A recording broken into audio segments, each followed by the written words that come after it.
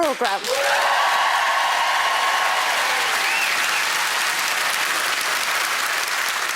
The way we watch television is changing, isn't it? It's all box sets these days. And people who watch loads of box sets are like pushers. Just try this one. If you like it, come back and have another one. And then you're hooked, aren't you? If you keep on watching episodes while your partner's out, it's like having an affair. It didn't mean anything. It wasn't a very good episode. I like watching Air Hunters. That's H-E-I-R, not Air Hunters. Found some. After someone's died, they're trying to find if they have any living relatives to give their belongings to. It's very sad. And quite depressing if you're watching it on your own. That's why I've got a cat. That way I'm never alone. And if I died, there'd be nobody to find anyway. Nom nom, mew. Tash in the Attic deserves some spin-offs, didn't it? Tom Selleck is the new lodger. Tash in the Attic. Do you want to see our new toilet? Slash in the Attic. I've been having rough sex with the new lodger. Rash in the Attic.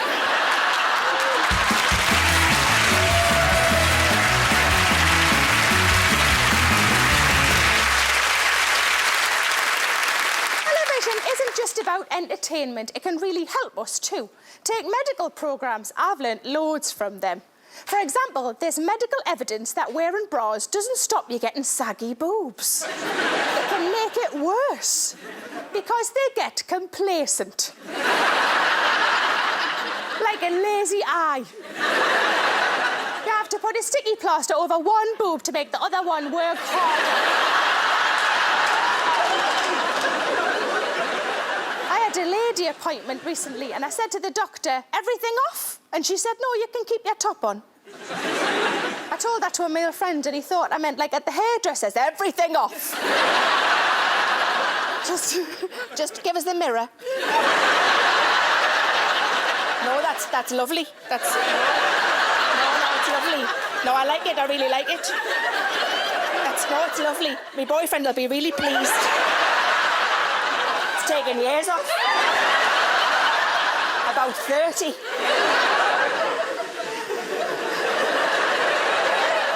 They say these days that it's easiest to tell your kids about sex while in the car as you're driving and you don't have to look at them and vice versa. What about the people who don't have cars? Do they have to do it on the bus?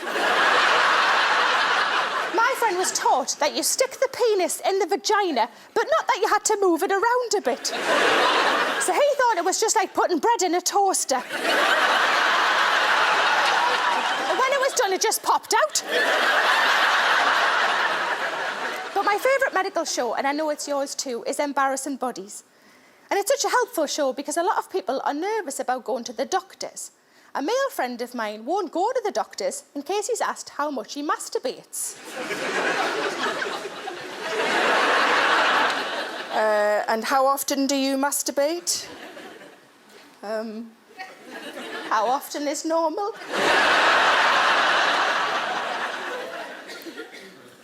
How often do you think is normal? 21 units a week?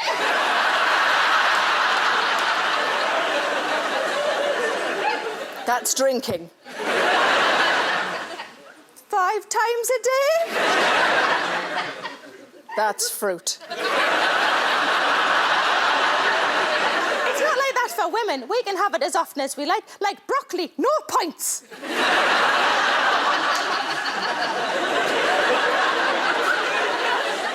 If a man comes in with a hamster stuck up his arse, who does he go to? A doctor or a vet? I suppose it depends who's in the most distress. I think he's quite stressed because he's scratching a lot. How would you even get one in the first place? Let's not lure him in with sunflower seeds. If his cheeks get big, he'll never get the little bugger out.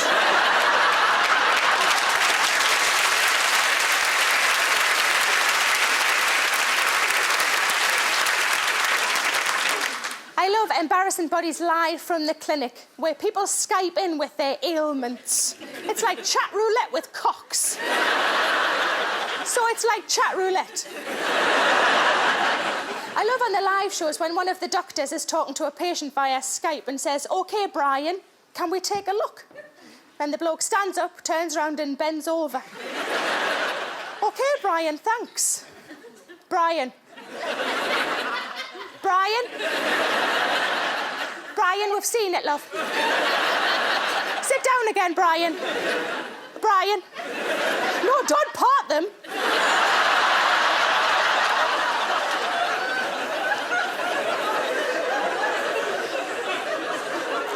I saw one episode where a really pretty young girl came up on the screen with the biggest knockers you've ever seen. You know, the size where even men would say, oh, they must hurt. And Dr. Kristian said, so what is it we can help you with today? It's obviously her tits. But you can't be too careful, can you? He could say, so Rachel, those knocks are massive, aren't they? Oh, I was just going to ask about the warts I've got on my hands. What happens if you want to be on but you haven't got a laptop? How can you go into the library to do this? Just in the background, there's a woman just putting books away.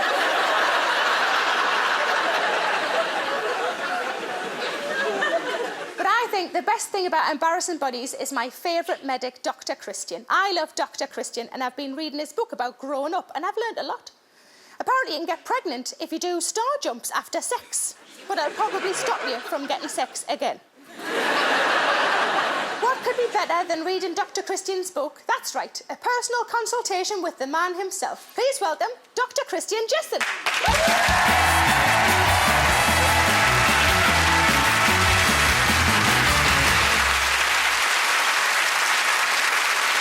Hello. How are you? Welcome to the show. Thanks very much for coming on. Feels just like I'm at work again this week. Do you need anything? Well, I don't know if now's the right time. Probably not. How often do you masturbate?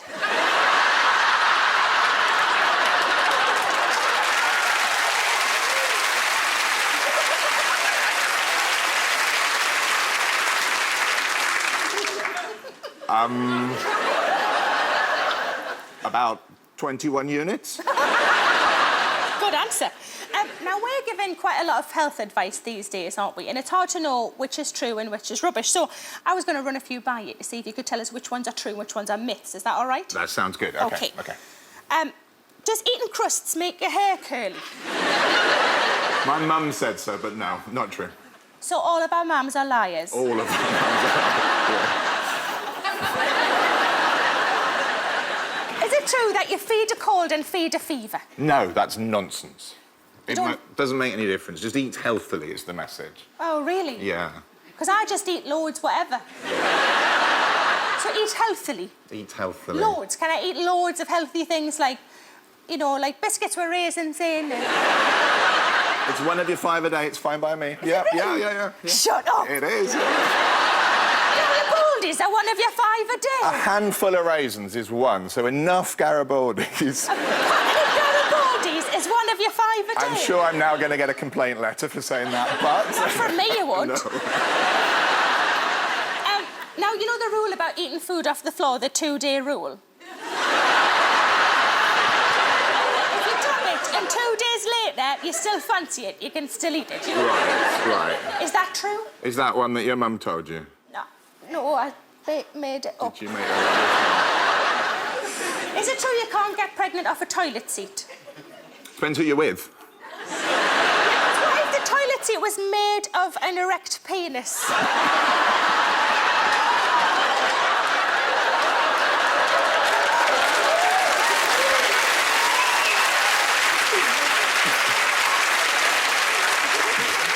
As I said, depends who you're with, really, doesn't it?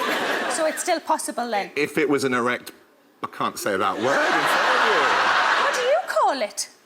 Yeah, that, but it feels wrong now, here with you. Why? Because you're dressed all nice and... I'm dressed all nice. I'm dressed all nice, but it all comes up and there's bits underneath. Oh, that's fine.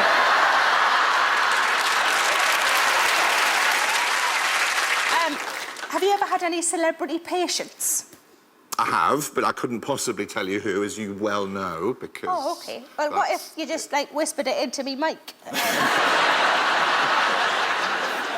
Now, how were you told about sex? Did you find out from your parents, or how were you told? I was given a book that I refused to read because I thought it was rude and embarrassing, so I didn't read it. So then I went away to school, and then my school friends told me about sex. Therefore, I still have absolutely no idea what goes on whatsoever. I was told by my mum. Yeah. And I was nervous, so she made me stand behind a curtain. And then she said, "What word are you most comfortable with for the men's bits?" Men's so I bits. said, "Dick."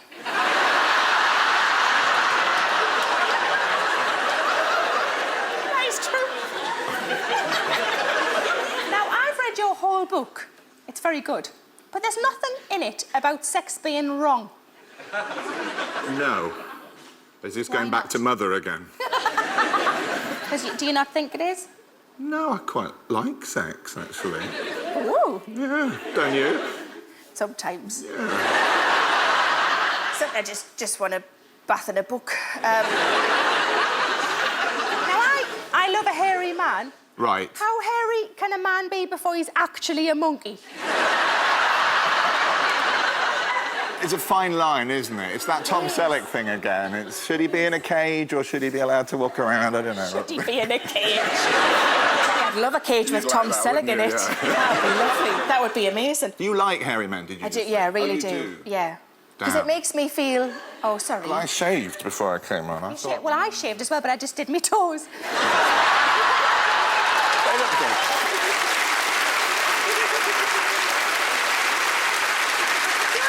Have you ever taken a like a picture of anybody's bits just because you like the colour? Do you know, like, well, that's no good on a cock, but it would look lovely in my hallway.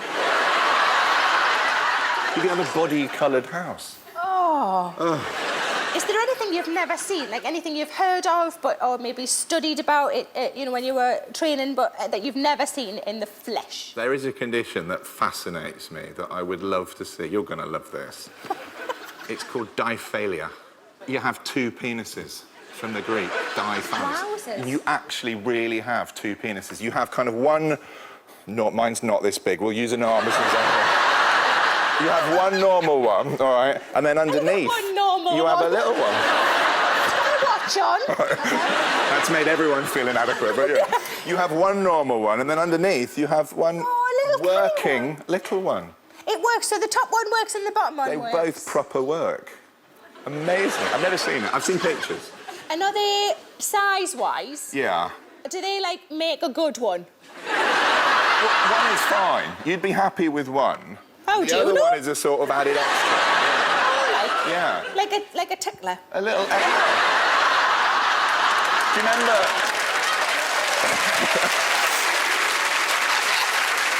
Actually, while I've got you here... Yeah. Have we got a couch? Or Can I show you something? I've got a photo. Is that all right? You must get this a lot, do you? I do get it a lot, yeah, yeah. OK, Cab drivers, yeah. Cab drivers? Yeah, cab How do they drivers. get it through the little pay bit? Oh, you can. And I'll show you this. Yeah. I put it like that. Let me pass you that. Let's have a look. So that's... Oh my I'm a bit God. worried about it, to be honest. What have you been up to? Well... That's rash in the attic, you said before, isn't it? It looks sore, doesn't it? That's awful. It's got little scabby bits there on It's you know, got the like a bottom sort right. of hairy, stubbly thing in it. Yeah. Flick to the next picture, it might make it a bit clearer.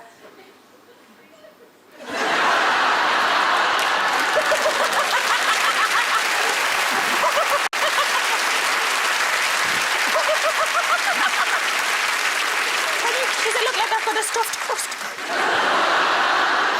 I'm still not eating it, so... I didn't know that was an option. No. Do you spot people in the street, you know, like a model scout? Yeah. Do you do that? Do you ever... A disease scout. Yeah, like, don't be alarmed, but I'm going to make that a star. Do us a favour, don't drain it over the weekend. Well, you have this conundrum where, like, I'm on the tube and you see something and you think, oh, I wonder if they know about that. And then you think, should I tell them? Would you like that, or is that not right? It depends. If you're doing it in a loud voice on a packed tube or train. Probably not, then. No, but if you sort of went, come here. Is that not even more scary if someone... Not with you, because you've got such a nice face. I think it'll be all right. So would you be happy for a doctor to come up to you out of the blue and go, look, I've just spotted you've got this thing and I think it's this. Would you be happy with that or not? Yeah. Oh, unanimous. All of you. Everybody. Right, I will. So, now everybody's all a bit nervous on the way out. Just... It's going to be standing at the door going, you, this way. It's going to be like X Factor, isn't it? All the people in this room, you're going through to boot camp. All the people in this room, something wrong. Well, thank you very much for coming on the show. You've been an absolute joy. Ladies and gentlemen, Dr. Kristian Jessen.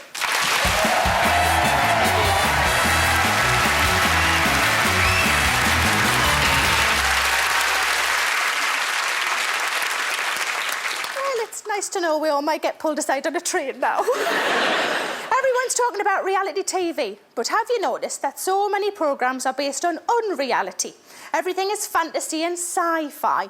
It leaves me a bit cold, to be honest. I think my boyfriend watches too much of it, because he sometimes refers to people as humans. I was on the bus and 3 humans got on.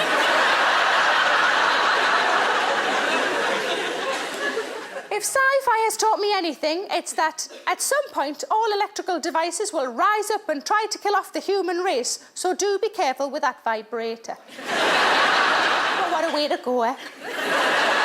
Humans are completely sexually compatible with aliens. It's never, right, I've got a knob, what have you got? Oh, a mincer. Doctor Who never tries to fix something with his sonic screwdriver, only to stop and say, oh, shit, it's a Phillips. I can't get away with superheroes either. I'd be a rubbish one. I'm too chatty to be a superhero. I can't keep anything quiet. I'd be like, guess what, Twitter? I can fly, but kryptonite destroys me. My trouble with these things is that I add reality to it. Like being a vampire must be a pain in the arse, having to get blood all the time. My nearest Tesco Metro is a good 10 minutes away and it doesn't even have mangoes out of season. Like with zombies, how would you know when they don't just want to cuddle? Come here, you hollow-eyed beauty. Then there's the ultimate sci-fi show, Doctor Who. I saw on the news that they're actually going to bring back old police boxes. How confusing for kids who don't know that they're not TARDISes. Are they just going to end up like old phone boxes, though, smelling of piss, with prostitutes' business cards?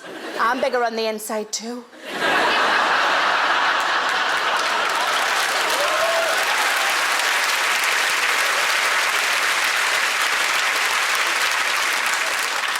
Take in when watching sci-fi and fantasy programmes. My boyfriend can remember all of the bizarre character names in the shows he watches, such as Daenerys Targaryen in Game of Thrones.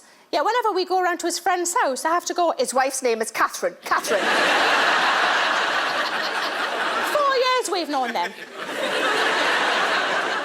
I asked my boyfriend what it was about, and he said it's a story about a woman with 3 dragons. I thought, what, Hilary Devey? I now know that character's full name is Daenerys Stormborn of House Targaryen, Queen of the Andals and the First Men, Khaleesi of the Great Grass Sea, Breaker of Chains, and Mother of Dragons, which is also known as Dany for short.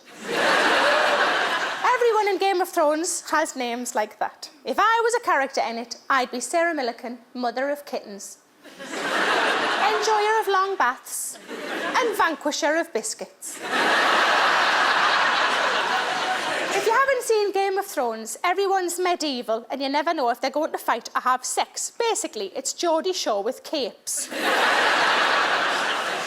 I first heard of it, I thought it was a quiz show like Wheel of Fortune. Game of Thrones! I expected to see Bradley Walsh telling a contestant, you've landed on a penalty square. Do you want to commit incest with your sister or behead your dad? And don't get me started on dragons. There's a sentence I never expected to say. My fella said, did you know that a newborn dragon is only the size of our cat? No, I didn't know that, because they don't exist.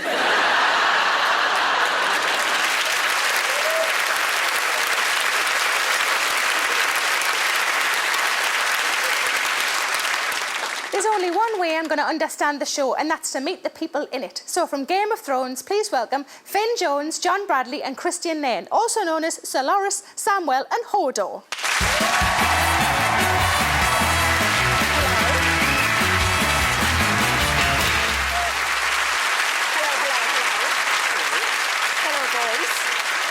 You all look lovely. This is just day wear, is it? Thanks, babe, yeah. You look smashing. Now, I have watched Game of Thrones. I haven't watched all of it, but I've watched a good 5 or 6 episodes, and I've got one question for you. Right. What the fuck is going on?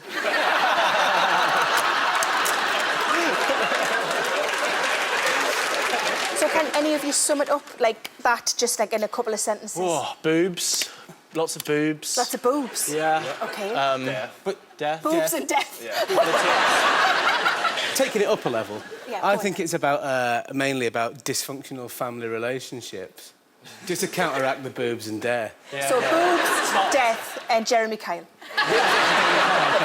That's enough. Now, tell me, who are the goodies and who are the baddies? Oh, it's hard to say, isn't it? Yeah, I think that's the problem some people have. The baddies and the goodies aren't clearly defined. Are you all goodies or baddies, do you know? I think I'm a goodie. You think you're a goodie? Yeah, Hoda's a goodie. Certainly a goodie. Oh, yeah, Yeah, we're all goodies.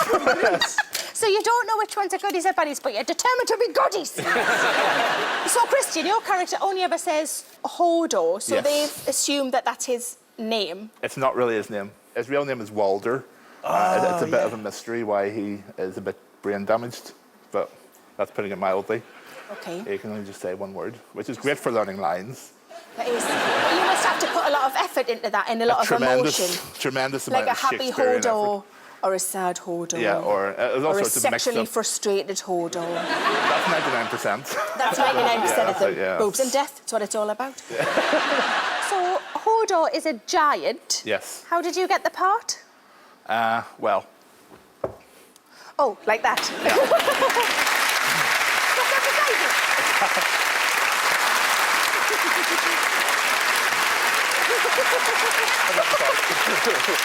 Wow. I feel so tiny and feminine. For the first time ever. So, Finn, you play the heartthrob. One of, yes. One of the heartthrobs, yeah. Do women throw their chastity belts at you? I mean, sometimes. I mean, check out these armour abs. That's really... Are you exactly the same underneath that? Yeah. Definitely not. Definitely not. I'm starting to like the sound of this. I think I'd like to be in Game of Thrones, and because it's my telly programme, I can do just that. Hold on a minute.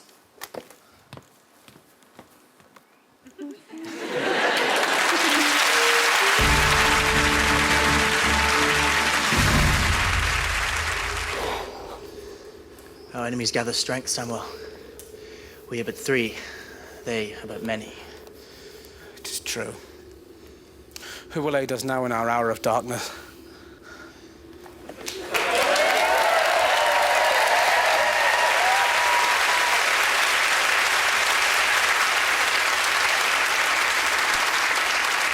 It is the beautiful, if not stockier than I remember, Mother of Dragons. Carry on, pet. You'll not make it past series 4. I am Sir Loris, Knight of the Flowers. Oh, hello, Flower.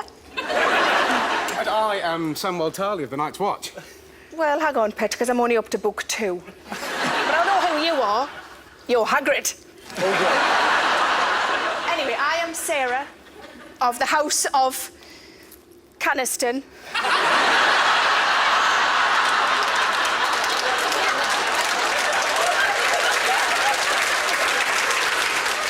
Of the burning and the itching.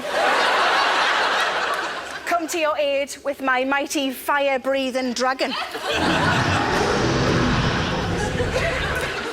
We are doomed, but we will not depart this realm without a fight. To arms! To arms! We've all got 2 arms, pet, but what's your point? This is my point. Ooh. My sword, Forehammer. Ooh. And this, my sword, Steel Tongue. Oh. Well, while we're all doing it, these are my trusty blades, Kitchen Devils.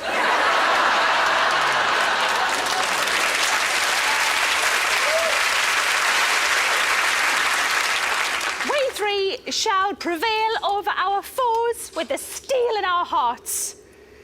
We shall triumph and ascend to the Iron Throne. This is so exciting! This is so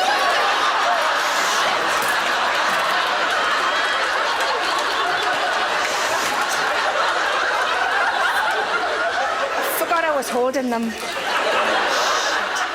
Hold on, never liked them anyway.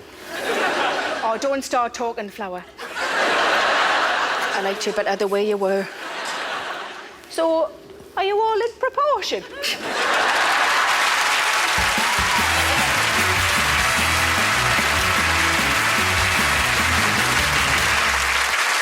Thanks so much for coming on the show, ladies and gentlemen, John, Finn and Kristian from Game of Thrones.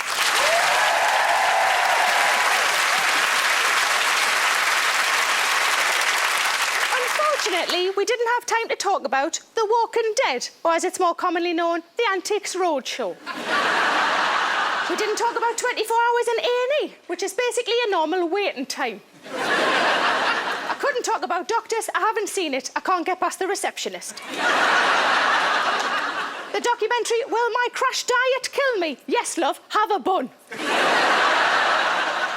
All those shows where they travel back to a time when it was okay to be sexist and racist, Life on Mars, Ashes to Ashes, Top Gear. Good night.